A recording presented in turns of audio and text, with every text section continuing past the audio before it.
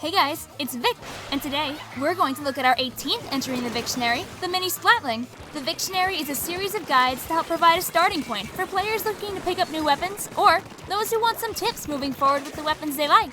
The Mini Splatling is a 4-shot kill weapon that comes with burst bombs and missiles. It thrives on maps with open terrain that it can quickly cover to get missiles fast and often enough to support a team. The Mini Splatling does not want to be the weapon consistently at the front of your team's charge, but it is very good at getting easy picks on straggling foes. It's also good at holding a charge, popping out of a corner, and getting a quick kill, but keep in mind the short firing time of the Mini Splatling. Now, how do you use the Mini Splatling? Well, not like this. You surely want to make sure you use your good movement options to your advantage. If you're not moving properly, it's very easy to run or jump into a bad spot and get punished by your opponents. The recent 4.5.0 patch gave a number of buffs to the Mini Splatling. It now jumps higher when you're firing a fully charged shot, and its movement speed was increased both when charging and while moving. This small increase in speed means that you'll be getting your special faster as well. Just remember that this change does absolutely nothing to the swim speed of the Mini Splatling. For players used to playing slower weapons, it might take a little bit of time to get used to the run speed that the Mini offers. Here's a comparison of the Mini Splatling when running no run speed versus equipping 2 mains and 3 subs of run speed, which is equivalent to half of your gear. All this movement and special gain lets you easily transition to Turf War or Ranked with the Mini Splatling. The Mini Splatling can get missile after missile while defending the zone on splat zones. This weapon, though, was built to control the zone. You can stay behind the zone or power straight through without having to change much of your strategy. You want to paint, pick off stragglers, and deny anyone who tries to get past you. The Mini Splatling needs 15% of its ink tank for a singular full charge, meaning that you can get 6 full charges on 1 ink tank to do whatever your heart desires. You can outpaint almost any weapon, so please, stay by the zone if you can. Funky fresh foe thinking they can dip past you? Catch them off guard with a burst bomb, and then blast them with a charge from your Splatling. A lot of opponents will try to swim near you to try and approach you, but no worries. As they approach, simply charge your Splatling, and then fire when they're close enough. A swimming squid has a wide hitbox, meaning that they'll be easy to hit. If you miss at all, the Mini Splatling will turf heavily near your opponent, meaning that you'll also trap them while you whittle down their health. Whenever your opponents aren't close to the zone, though, you want to push into enemy territory and steal their map coverage. After all, the more difficult you make it for the enemy team to push back in, the better. A well-painted map means that your opponents will have to move into your turf to come back, which is much more difficult than if they already had the turf themselves. It doesn't take much time or effort to release a couple of charges onto the other side and come back. You also give yourself a great movement advantage when you can approach the zone from both sides. Even better, your missiles will let you see exactly how your opponents are planning to return to the zone, so you can be prepared to stand where you need to for a counter push. Now, Tower Control is a mode that's going to be all about pushes. From my experience, Tower Control is probably the most difficult mode for the Mini Splatling because while yes, it does rely on turf like the other modes, this is a game mode with a center objective. Why is this bad? The Mini Splatling exists to run around the map, paint the turf, and work to help its teammates accomplish goals. Of course, this doesn't make the Mini Splatling bad by any means. You can still do great work by holding the tower yourself. Because of your great mobility, you are a slippery squid on the tower. You can keep the tower covered with your burst bombs and run around rapidly on the tower, making yourself very hard to hit. If an opponent is on the tower, your burst bomb can hilariously deny opponents the chance to push because it can force them off of the tower, especially in conjunction with your missiles. Your missiles can strengthen your team's push as well because it'll force the enemy team to make faster decisions. After all, a backline weapon can't simply stand still and take your teammates out if they've got missiles overhead. Use your missiles to keep that sharking roller out of the way, because now your teammates know exactly where he is. There's a common theme across all the ranked modes where you can use your missiles to scout out returning opponents to prevent them from doing their job. There's not much need to go out of your way and paint for missiles, because you're going to naturally get them over the course of the match. For example, if your opponents are too far pushed up ahead, you can go and paint the tower path before regrouping to help your teammates. This kind of strategy works best on maps where there are multiple flank paths, such as Manta Maria and Anchovy Games. You want to be careful not to leave your teammates in a 3v4 situation, though. Assess what's happening in the match before you go for a painting flank. If the opposing team is close to the lead, you shouldn't ditch your teammates. you'd rather have some control of the middle of the map, then push ahead. After all, the Mini Splatling can easily paint ahead of the tower and get free special just for, well, being there. Don't forget that while your team has the tower, everyone on your team gets a small amount of points for their special. If you can hold the tower without getting splatted, everyone, including you, will benefit. While I didn't test it, I would argue that the Mini won't have too much trouble keeping up with the tower. Remember that having 2 players on the tower does not make it move faster. Instead, it's better to buzz around the tower and keep your teammates safe. You can quickly splat opponents that try to get on the tower. If no one is near the tower, it's also a great idea to push ahead of the tower to clear the turf and take out opponents that might be funneling in one by one to try and stop your push. The Mini Splatling's short charge time means that you won't often be getting more than 1 kill in a single charge. However, I'll argue against the idea of stacking main power-up for the Mini Splatling. Main power-up gives the Mini Splatling a longer fire duration, meaning that you'll be more ink efficient and fire more shots on a single charge. However, it's not too many extra shots, and I'd say the Mini is going to benefit more from run speed, special-orientated abilities such as special charge-up and special power-up, and finally sub power-up. Even a small amount of sub power-up will strongly increase the throw range of your burst bombs, letting you deal with opponents far out of the Mini Splatling's firing range. Believe me when I say that you'd rather be throwing a burst bomb from mid-air than try to fire your weapon from the air. The charging speed of the Mini Splatling mid-air is really slow.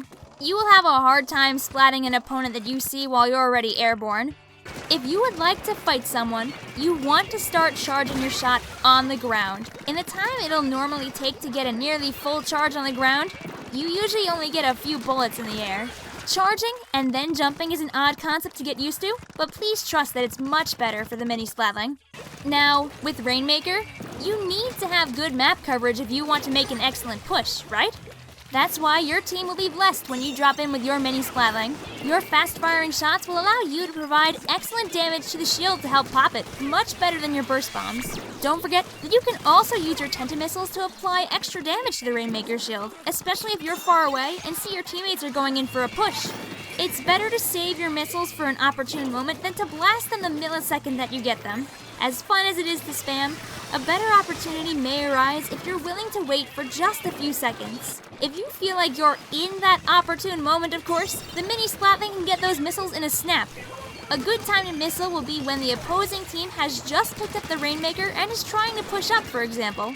If the Rainmaker carrier is following behind their teammates, this means that all or most of the missiles might end up falling somewhere near the Rainmaker carrier instead. However, it's often a bad idea to missile if most of your teammates are wiped and the Rainmaker is pushing up. Why? In the time that it takes to fire your missiles and then reposition, the opposing team might either catch up to you and take you out, or even get the lead. Understand that this is situational though, and there are different times where missiles can be very good, and other times where missiles can be very bad. See the Rainmaker carrier rushing towards you? Throw a burst bomb to trap them in your ink, and go for the kill. That burst bomb means that you can finish your opponent off in 2 or 3 more shots. Alternatively, leaving the Rainmaker carrier a sitting duck for your teammates to destroy is also a great tactic, especially if you know one of your teammates is a hungry slayer. Because the Mini Splatling loves run speed so much, you're also a fantastic Rainmaker carrier. Pick up the Rainmaker if you see your teammates don't want to. You have the pep in your step to get the lead if you pick it up at just the right time. When your teammates have the Rainmaker though, don't be afraid to take charge and help your teammates get where they need to go. Paint ahead of them, paint behind them, paint everywhere so they don't have to be afraid to move around. Use your speed to your advantage to push ahead and take out shorter range threats that might be lurking. Your missiles are also good to show you and your teammates alike where those opponents are. Utilize your burst bombs to keep opponents off of your Rainmaker carrier's back by scaring them. You'd be surprised just how easy it is to keep an opponent away with just a burst bomb and a few shots from a Splatling. That's why the sub power-up that I mentioned before is again so important. It gives you the power to pressure your opponents even if you aren't there.